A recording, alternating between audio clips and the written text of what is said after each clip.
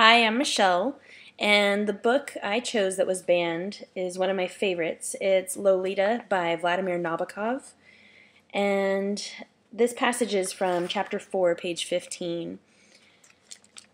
It says, "I recall the scent of some kind of toilet powder.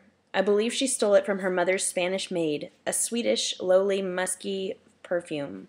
It mingled with her own biscuity odor, and my senses were suddenly filled to the brim.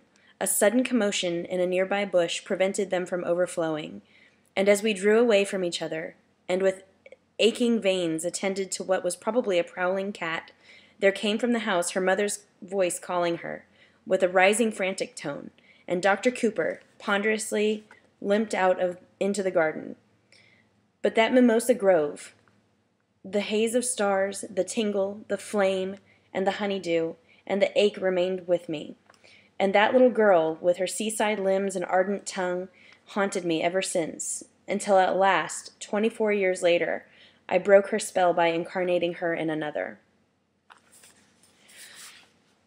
Nabokov tells a story in which the content should cause disgust, but his writing paints beautiful, vivid pictures that fill the reader with happiness and delight, and you feel like you're in the scene. You can smell it, you can taste it, you can feel it. The book encourages critical thinking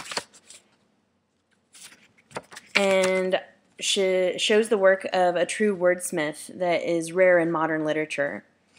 I've yet to find one like him, and I read avidly.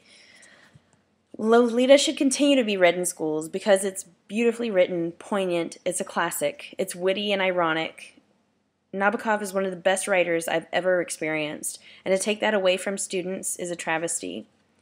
The content is mature, but students are already exposed to that in movies, television, and music.